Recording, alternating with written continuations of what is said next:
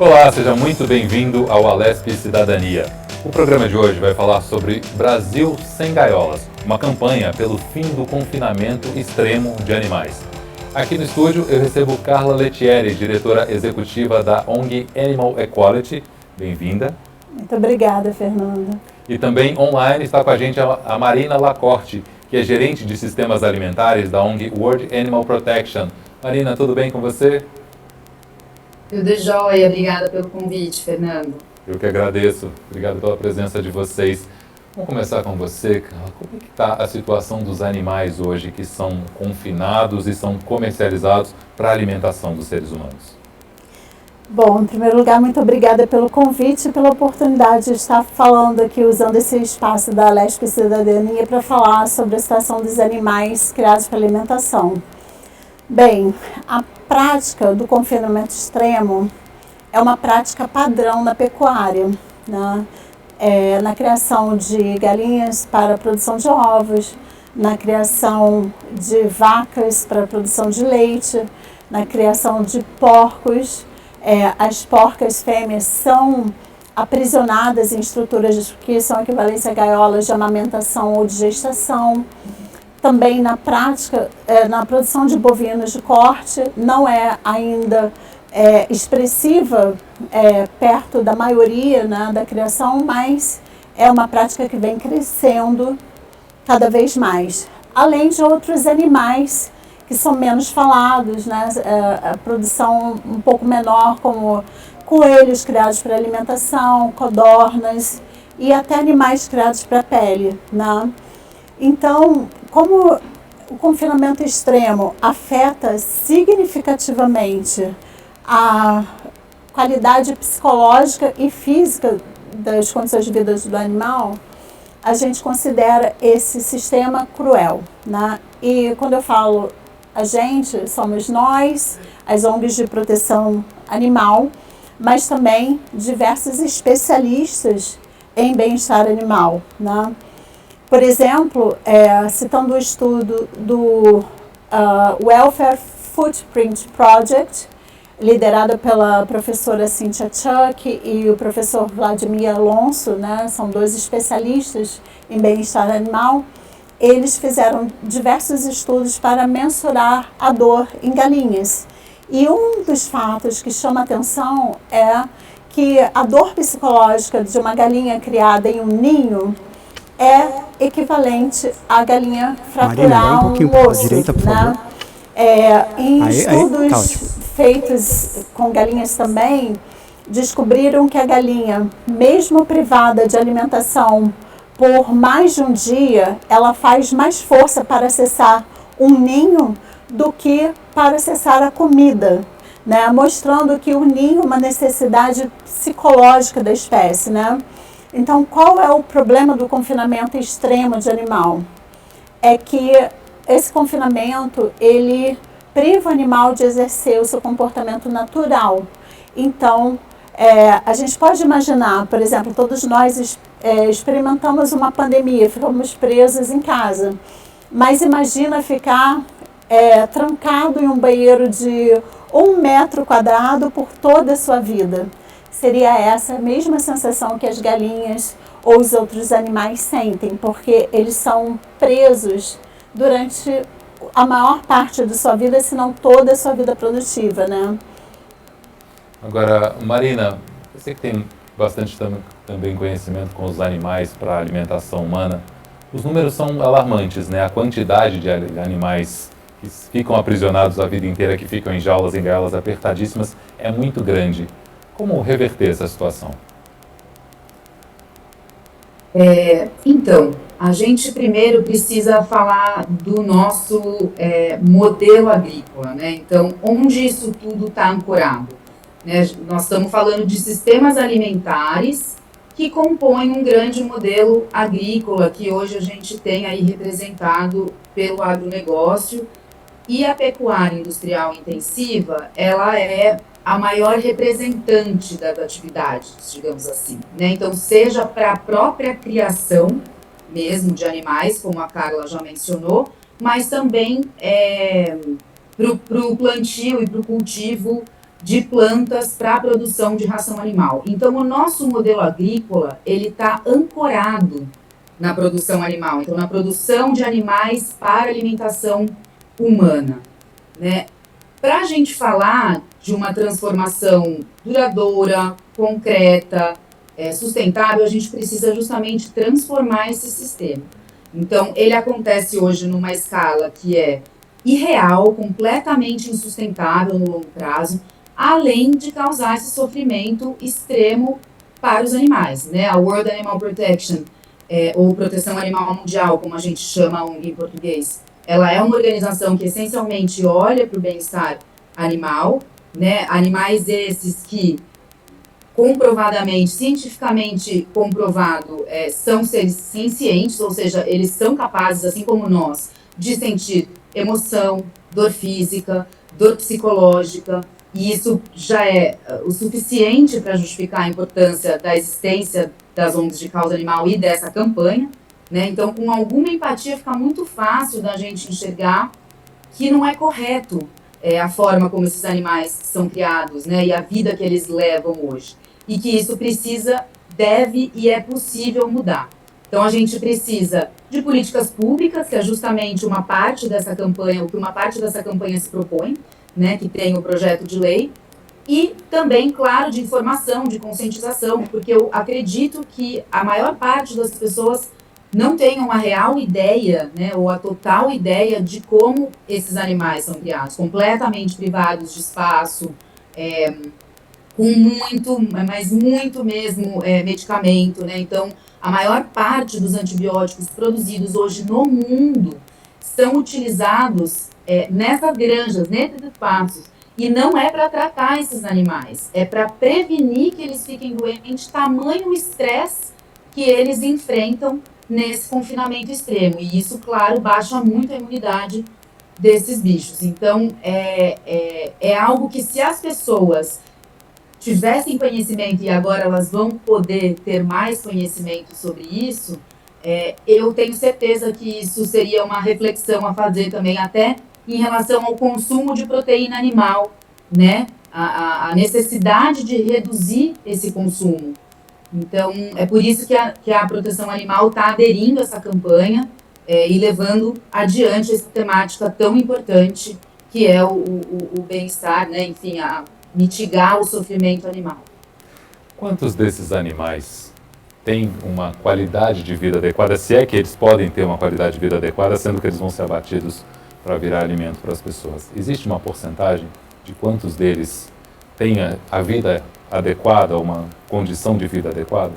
É muito difícil a gente falar de condições de vida adequada em sistemas alimentares que exploram o animal para abate, né? Por isso que a Animal Equality e as outras ONGs de proteção animal sempre dizem a melhor maneira de ajudar os animais é reduzir ou até parar o consumo de alimentos de proteína animal, né? Mas o que sabemos é que, por exemplo, na produção de ovos, 95% das galinhas estão em gaiolas. Então, essas galinhas não têm qualidade de vida nenhuma, né?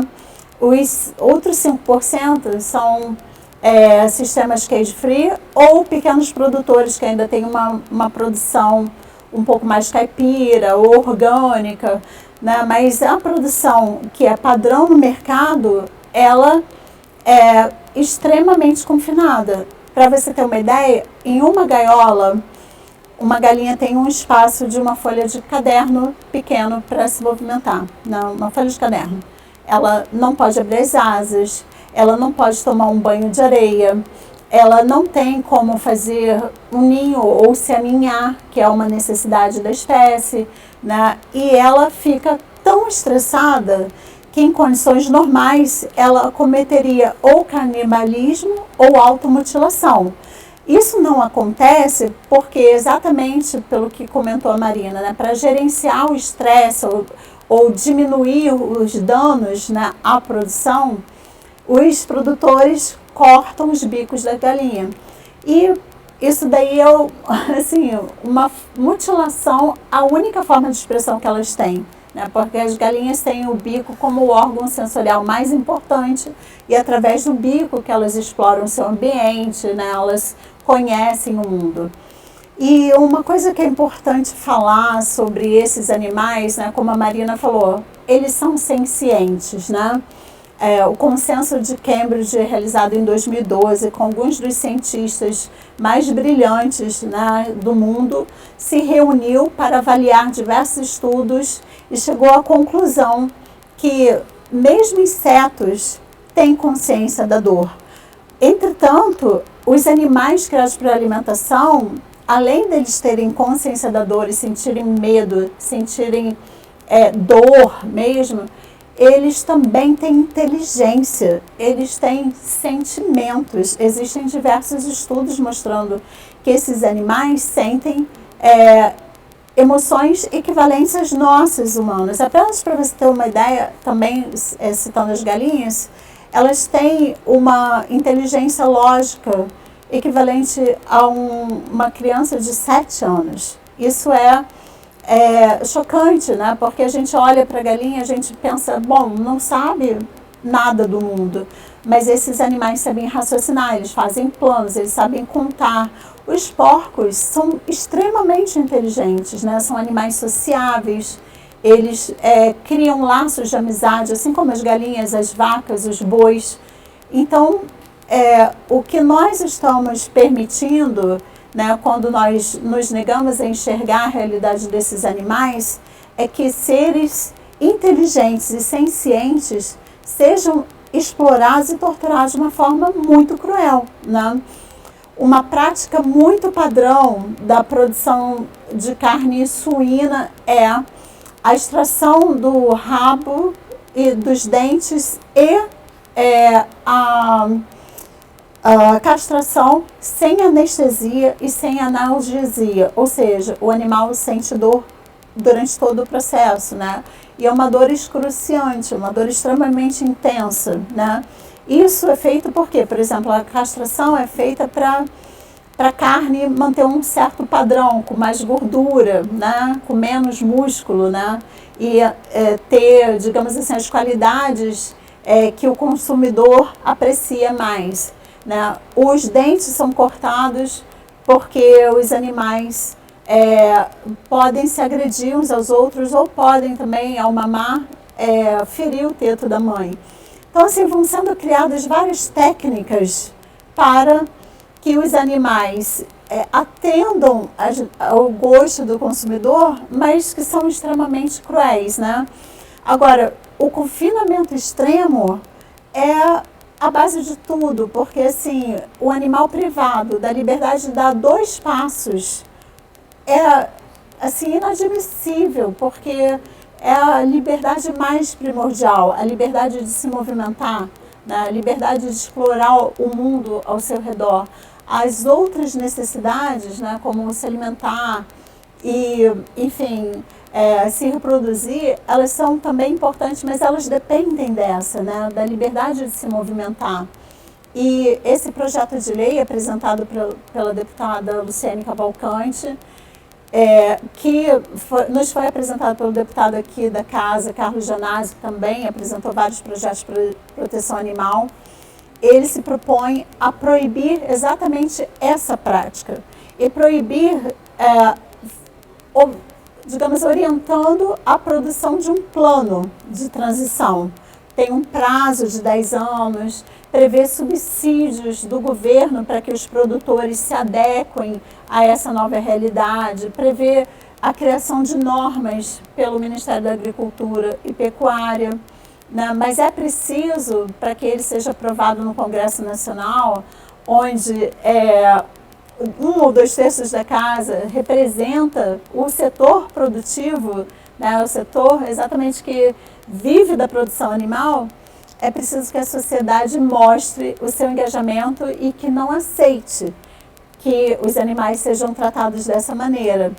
Então, a campanha Brasil Sem Gaiolas, ela é, em primeiro lugar, uma campanha de conscientização, é uma campanha de educação. A gente mostra um problema que é praticamente invisível para a sociedade, porque a maioria, como a Marina colocou, não sabe que os animais passam por essa situação, imaginam que as galinhas são soltas, imaginam que as vacas que produzem leites, elas também pastam, e na verdade as vacas são confinadas, às vezes são presas pelo pescoço e não conseguem dar um passo para frente. Se elas tentarem, elas podem cair e ficar presas pelo pescoço em uma situação extremamente desconfortável. Mas, para que a gente mude essa realidade, a gente precisa educar e conscientizar as pessoas, mostrar para elas que isso acontece e, muito provavelmente, a maioria das pessoas não concorda com isso. Porque o brasileiro, ele é simpático aos animais, né? Tanto é que, em relação a gato e cachorro, que são animais de companhia, a gente já conseguiu evoluir, né? Existe a lei sanção que prevê até mesmo a prisão para quem comete maus tratos aos animais. Porém, por outro lado, por que os maus tratos que são cometidos contra os animais criados para alimentação não são considerados maus tratos? Eles são padrão para todo o setor e endossados por veterinários ou zootecnistas, exatamente porque as pessoas não conhecem. Existe uma fiscalização para ver se esses animais estão sendo bem tratados? Como é que funciona isso? Porque no caso dos ovos existem aqueles selos. Esses selos são reais? Eles existem mesmo? Existe mesmo uma fiscalização para ver se esses animais estão soltos naquelas condições, se realmente é orgânico ou não dá para confiar nesses selos? Essa sua pergunta é excelente, porque ela tem dois grandes problemas. O primeiro é a fiscalização, né? Mas vamos começar que a fiscalização, para fiscalizar, ela precisa de leis e normas. Então, se por um lado a nossa Constituição, no artigo 225, ela garante aos animais o direito da proteção contra a crueldade, atribuindo ao Estado e à sociedade o dever de proteger esses animais, e também a lei de crimes ambientais, no artigo 34, ela estabelece que é crime a crueldade contra os animais. Por outro lado, faltam normas para definir o que é crueldade para os animais criados para alimentação humana. Eu vou dar um exemplo, né? Quem tem a competência de dizer o que é crueldade ou não dentro do nosso Estado brasileiro são os veterinários e os zootecnistas, e que são organizados pelo Conselho Federal de Medicina Veterinária. E o Conselho Federal de Medicina Veterinária considera humanitário a prática de trituração de pintinhos. Então, quando na indústria de ovos, os machos que não têm capacidade de pôr ovos, né, e, portanto, não são economicamente lucrativos para o setor, eles são enviados para uma máquina para serem triturados. O Conselho Federal de Medicina Veterinária acredita que isso é humanitário, porque a máquina é muito rápida e a morte é indolor. Entretanto, não é isso que acontece. Eu estou dando exemplo que não tem a ver com confinamento, só para vocês entenderem o quanto é complexo isso. Não é isso que acontece. Os animais já começam a ser maltratados a partir do momento que eles são sexados, né? Ou seja, o sexo é identificado, e eles são enviados por uma esteira em direção à morte. Eles começam a sentir um extremo estresse, eles são triturados, mas eles veem os animais, os seus companheiros morrendo antes deles, e muitas vezes a máquina engasga e eles são mortos lentamente, né? E esse mesmo conselho recomenda práticas como o confinamento extremo. O MAPA, por outro lado, que é o Ministério da Agricultura e Pecuária, ainda não tem normas para estabelecer um padrão mínimo de bem-estar para toda a produção. O MAPA aprovou há poucos anos, acredito que em 2021, a IN 113, que agora é uma portaria, que é uma norma para produção de porcos. Entretanto, essa norma recomenda que as gaiolas de gestação sejam banidas até 2045, ou seja, um prazo muito longo, né? Nós estamos em 2024, mais 20 anos até que esses animais possam receber o direito de dar alguns passos, né? Porque a gente está falando disso, não estamos falando de animais que não vão ser abatidos ou vão viver numa fazenda em áreas enormes. Não, o não confinamento também não é sinônimo de bem-estar. Ele é um sinônimo de banimento de uma crueldade extrema, né? E o outro ponto dessa pergunta é sobre os selos, né? Os selos, para serem efetivos, eles precisam de normas, em primeiro lugar. Então, assim, a gente ainda não tem normas muito bem estabelecidas, estabelecendo o que são sistemas cage-free, né? E determinando que esses sistemas devam ser padrão. E também, por outro lado, precisam de auditoria, né?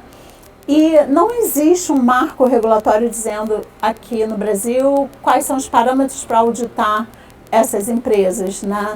Então, eu posso afirmar com certeza que o selo da Certified Humane, que inclusive é parceira de várias ONGs, né, garantindo aí os padrões mínimos de criações para o setor produtivo, ele é sério, essa ONG, ela audita as granjas, mas existem diversos outros selos no mercado e nós não sabemos quais são os parâmetros que eles seguem, né? Então, voltando ao ponto sobre como ajudar os animais, a melhor maneira é ir reduzindo, até porque não ajuda somente os animais, mas como a Marina comentou, ajuda também a transição de um sistema alimentar, e isso é benéfico para a saúde e para o planeta. Marina, na tua opinião, o que pode ser feito para que essa fiscalização ocorra de uma forma mais rápida, para que esses animais parem de sofrer num curto prazo? Porque você mencionou agora, Carla, 20 anos para frente, são 20 anos de sofrimento ainda para esses animais. O que pode ser feito, na opinião de vocês, agora, nesse momento, para frear isso de uma forma efetiva? No curto prazo, iniciativas como essas, que na verdade nem sempre são tão curtos assim, porque a gente sabe o quão árduo é no Brasil trabalhar com proposituras, né, de legislação, enfim, construção de políticas públicas, mas no curto prazo, esse é o exemplo perfeito do que a gente pode fazer, né, abolir as gaiolas, o confinamento extremo, assim como abolir esse tratamento completamente um contrassenso, né, dessa questão dos antibióticos, as mutilações. Então, a World Animal Protection, ela até trabalha numa atuação um pouco diferente das outras organizações de causa animal, né? Então, a gente tenta trabalhar nessa questão da mitigação. É claro que não existe, se você for ver, né, pensando que a gente tem um modelo completamente ancorado na produção animal intensiva, industrial, nessa escala devastadora, pensando que estar bem para um animal é estar saudável, estar confortável, enfim, tem uma série de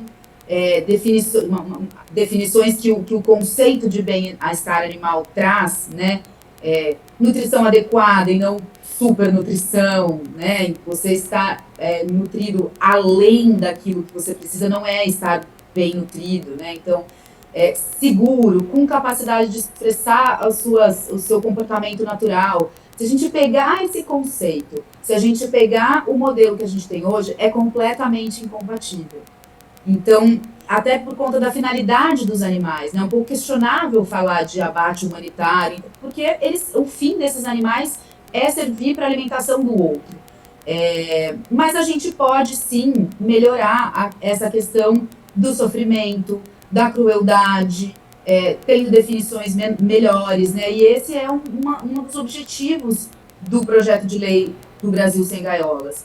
Mas, ao mesmo tempo, no longo prazo, a gente vai precisar ter mudanças muito estruturais mesmo, para poder abrir mais espaço para outro tipo de cultivo e de produção, né? Então, hoje a gente tem a maior parte da própria agricultura, sem falar da produção animal em si, voltada para a produção de ração desses animais em confinamento extremo. Se essas áreas são voltadas para uma produção mais diversa, mais sustentável, por exemplo, liderada, protagonizada pela agricultura familiar, que já é majoritariamente agroecológica, então ela já respeita mais a natureza no momento de produzir, ela não utiliza agrotóxicos, por exemplo. Se a gente voltar esforços para esse tipo de agricultura, a gente certamente vai ter a melhora estrutural que a gente quer na redução tanto da produção do animal, né, de carne, de ovos, enfim, de produtos de origem animal, quanto na redução de consumo, porque aí você tem disponível outros alimentos, né? Porque a gente não consome diretamente soja, milho um pouco, mas a maior parte é para ração, né? Então, se essas áreas elas são voltadas para a alimentação humana com um plano estruturado, é possível alimentar toda a população com uma alimentação de origem, de base mais vegetal. E o pouco que houver de pecuária, numa outra escala, numa escala que seja sustentável em todos os sentidos, né? Numa escala que seja minimamente respeitosa, é complicado dizer isso, mas minimamente digna para os animais, né? E isso vai ser menor a quantidade mesmo, não tem jeito, né? Nós vamos ter que partir também para uma redução de consumo, mas tem muita coisa que dá para fazer, política pública em escolas, mas o primeiro passo é a transição do modelo agroalimentar que a gente tem hoje, baseado na pecuária industrial e na produção de commodities para isso, para um outro modelo que abranja sistemas mais diversos, mais sustentáveis, menores, né, em menor escala, que conservem os seus recursos, água, solo. É muito seguro a gente afirmar que isso é factível, se tiver um plano para isso, se tiver vontade política e, claro, se tiver engajamento e mobilização da sociedade. Ótimo, Marina. Daqui a pouquinho a gente continua falando sobre isso. A gente vai para o intervalo e volta já já.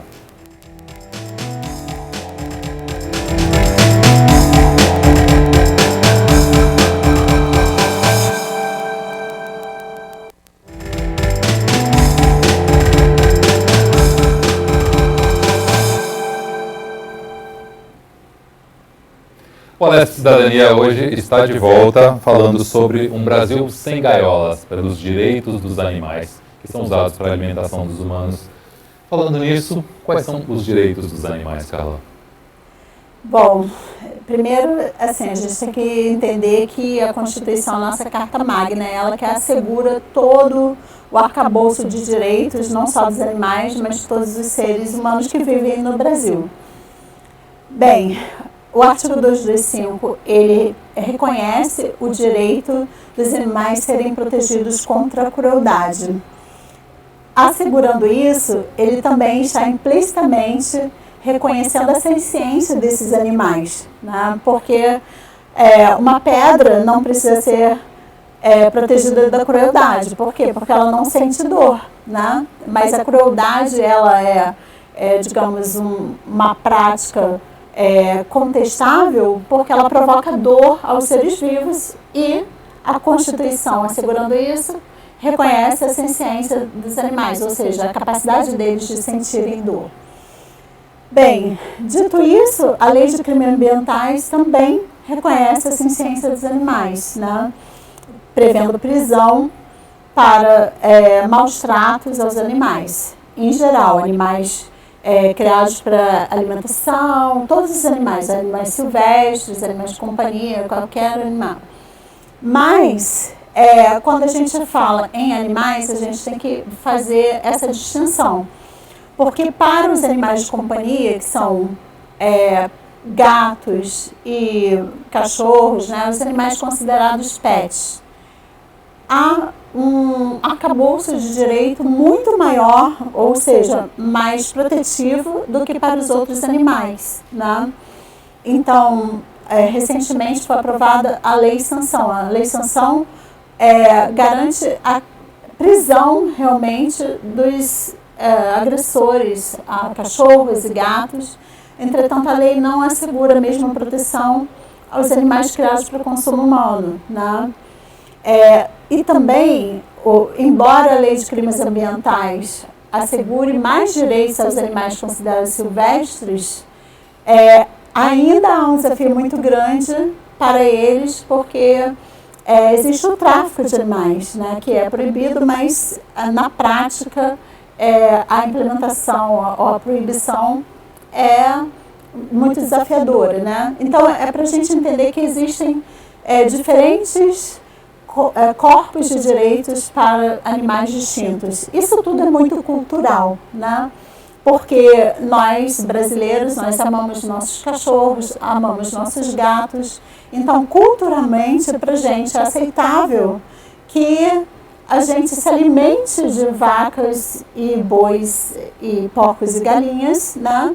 Mas a gente não se alimente de cachorros e gatos, né? Eles são nossa família, né? Então, o direito ele reflete muito a cultura também, né? Porque nós socialmente aprendemos que alguns animais têm valor mais do que outros, têm mais valor do que outros animais, né? Então, os animais criados para alimentação humana, eles são considerados invisíveis exatamente por isso, por um viés cultural, por um viés econômico, por um viés social, né? E quando a gente fala também do direito, a Constituição ela tem uma hierarquia dentro do Estado, dentro dos poderes do Estado, né? Então, os ministérios, né, eles têm que executar todo o seu planejamento de acordo com a Constituição.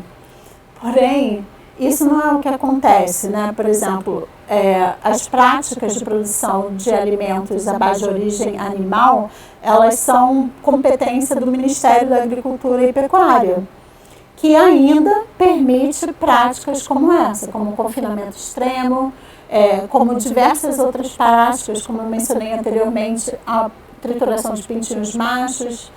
Então, assim, é questionável como um ministério pode ter mais poder até do que o que é estabelecido a ele pela Constituição, né? Então, o desafio das ONGs de proteção animal, além de trazer a conscientização à sociedade, né? Porque sem o apoio da sociedade não é possível realizar essa mudança estrutural, como comentou a minha colega Marina, né? Ou seja, uma mudança muito complexa, porque ela envolve diversos ramos da sociedade, diversos fatores, né, sociais, econômicos e culturais. Mas, além de fazer isso, a gente precisa realizar ações de advocacy, ou seja, levar leis para o Congresso Nacional ou para os estados que adiantem ou que avancem em relação à proteção animal, né? Então, nós estamos no século XXI e determinadas práticas já não deveriam ser mais realizadas, né? Confinamento de animal não é compatível com a sociedade do século XXI, que tem desafios gigantescos para serem resolvidos, né?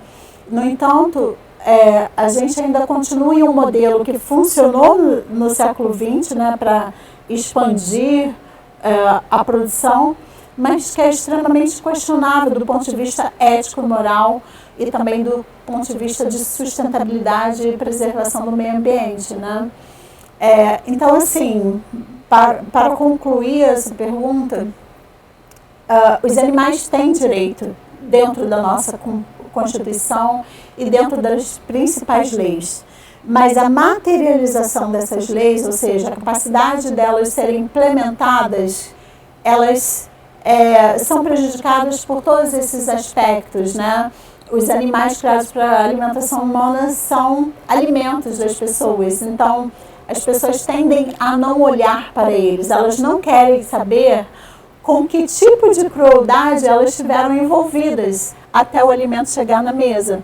Mas essa postura é extremamente danosa para o próprio ser humano, né? Na verdade, é importante conhecer quais são essas práticas para que a gente possa justamente caminhar em direção a uma sociedade que consuma ou saiba consumir alimentos que não tenham crueldade envolvida, alimentos que sejam sustentáveis, alimentos que promovam a qualidade de vida dos seres humanos, mas também do planeta, né?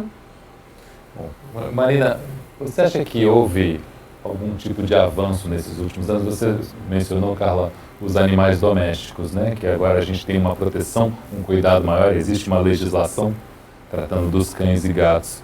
Na sua opinião, Marina, você acha que houve um avanço na melhoria da qualidade de vida dos animais nesses últimos anos? Já foi pior, está melhorando? Como é que você vê hoje a realidade de 2023?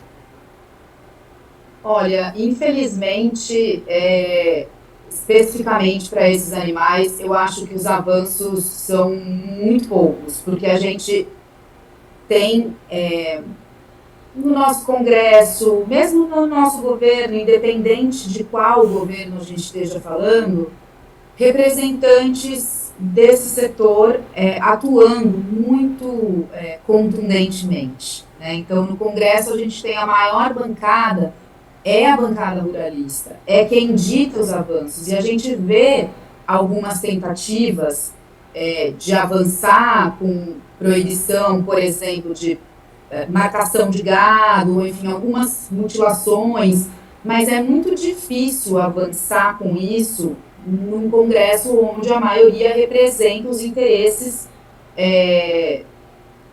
desses grupos que não são muitos, mas são muito poderosos, né? A gente sabe, no Brasil a gente tem uma concentração de renda extrema, vinda de uma concentração de terra extrema, então pode-se dizer que são grupos pequenos, mas de muito poder de ditar a nossa construção das nossas políticas públicas, né? E isso é muito lamentável. Como a Carla falou, a gente está num momento de avanços da sociedade em termos sociais, porque aí sim, né, se a gente falar em termos de avanços da sociedade, de inclusão, de diversidade, de redução de desigualdade, aí sim a gente conseguiu ter alguns avanços, embora os desafios sigam os mesmos, parecido, né, no Congresso. Mas é inaceitável que essas práticas continuem acontecendo, né? E tem uma ideia de piorar se a gente for ver se nada for feito, porque, como a Carla disse, para gado de corte, por exemplo, a gente ainda não tem a maioria em confinamento aqui no Brasil, o que lá fora já é uma realidade e é um grande problema em relação à questão das mudanças climáticas. Então, a gente tem os combustíveis fósseis, o principal, né, contribuinte global, mas em seguida está logo aí os sistemas alimentares, né, digamos assim, a agropecuária. Se a gente falar até em sistemas alimentares, é outra coisa que dá para questionar. São alimentares mesmo? Alimenta o quê? Alimenta as pessoas ou alimenta muito mais o lucro de alguns grupos de empresas, né? Porque no Brasil a gente ainda tem 20 milhões de pessoas passando fome, né? Globalmente esse número também é grande. E a proteína animal, ela é uma proteína que, se a gente for ver, ela não é muito eficiente, ela percorre um caminho longo, né, até ela virar proteína animal mesmo para consumo humano. Então, avaliando assim, até numa perspectiva que não do sofrimento animal, a gente precisa dar muitos passos para a gente poder ter essas mudanças necessárias e urgentes até para a nossa própria sobrevivência, né, no planeta. Agora mesmo os governantes, né, os líderes mundiais estão lá discutindo. O tema central dessa COP é sistemas alimentares, mas a pecuária industrial ficou praticamente de fora da declaração desses líderes. Então, enquanto isso não for assumido como um problema, né, muito greenwashing acontecendo, que é a maquiagem verde, né, que a gente fala, então tenta-se dar uma aparência que é legal e que está sendo sustentável e que está tendo uma iniciativa boa ali, mas que na verdade é nada mais do que enxugar gelo, não vai nos levar para essas mudanças estruturais que a gente precisa, né? De novo, claro que as mudanças incrementais são importantes, né? As mudanças, redução de consumo, por exemplo, né? Claro que isso individual, eu digo, né? É importante também, mas se a gente quiser alcançar mudanças concretas e duradouras, né, sustentáveis no longo prazo, a gente vai precisar dessas mudanças estruturais. E aí, nesse sentido, infelizmente, os avanços eles não são muito animadores em relação à pecuária industrial. Pelo contrário, o desmatamento ele segue para a produção de soja, para a produção de ração animal. Ainda não se tem uma rastreabilidade adequada da origem desses grãos, então as pessoas não conseguem nem saber se o que elas estão comendo é de uma origem de fato não só legal, mas sustentável, né? Então, a gente precisa mesmo das pessoas se engajando e se mobilizando por essas causas, porque está tudo extremamente conectado. Bem-estar animal, com sistemas alimentares, com mudanças climáticas, com conservação da natureza e com a própria sobrevivência humana, né? É possível a gente reduzir o consumo de carne, de produtos de origem animal e seguir se alimentando bem se houver políticas para isso, né? Se houver produção voltada para isso, voltada para alimentar pessoas, não para alimentar animais que vão alimentar algumas pessoas, né? Porque a gente pegar as classes mais baixas também, essa carne, enfim, algum desses produtos sequer são acessados. Agora, Marina, você mencionou a questão da alimentação. É perfeitamente possível hoje alimentar-se de forma adequada, estar bem nutrido, sem consumir carne. Só que a minoria das pessoas, né, eu acho que 14, 15% da população no Brasil é vegana ou vegetariana. As pessoas não têm consciência dessa alternativa? Eu acredito que é uma questão que vai além da consciência, né? Eu acho que, as pessoas não têm consciência de que isso é possível nutricionalmente, porque assim como o agronegócio se desenvolveu por muitos anos com base em muito estímulo e incentivo, nós também bebemos muito da fonte de que uma nutrição adequada ela é composta por produtos de origem animal, né? Então eu acho que é uma questão de informação, de consciência, medo, né? As pessoas têm medo de estarem mal nutridas e, claro, uma questão social, né? Então, uma questão de que as pessoas nas classes mais baixas, elas não conseguem, elas mal conseguem acessar alimentos, né? Quando conseguem acessar alimentos, elas vão acessar aquilo que dizem para ela que é o mais nutritivo e o que ela consegue comer. Então, é uma questão também muito cultural, né? E essa redução, ela pode ser gradual, né? Ela não precisa, é claro que, idealmente, se a gente pensar num prazo maior, mais sustentável, inclusive para o meio ambiente, a gente reduzir até parar de consumir esses alimentos. Mas a própria redução, ela já pode mudar bastante o sistema, né? Então, eu acho que são várias questões, entre elas, informação,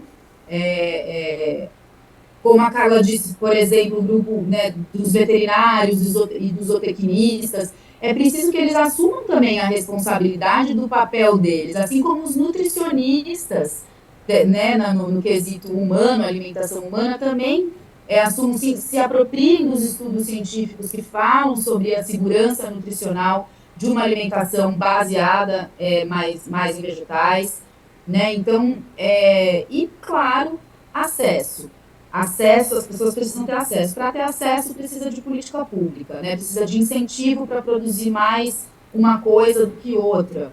Precisa de incentivo para aquilo ser mais consumido. Então, a gente tem produtos industrializados custando infinitamente mais barato do que produtos in natura nos mercados, né? Isso é um desfaltério. É claro que as pessoas vão se alimentar pior. E acontece isso também, apesar da carne já ser um pouco cara, também tem essa questão cultural de que as pessoas, a partir do momento que elas podem acessar, elas vão querer acessar, né? Uma pessoa que não tinha acesso àquele item e não tem as informações que nós estamos passando aqui, enfim, né? E que estão cada vez mais difundidas, mas ainda tem chão para isso, fica difícil da gente convencer, né? Então, eu acho que a gente olhar para a questão da redução, da mitigação por meio de projetos de leis como esse, por meio de outros, da redução do uso de agrotóxicos, do estímulo à agricultura familiar, né? Olhar o bem-estar animal como um indicador também. Ele é um indicador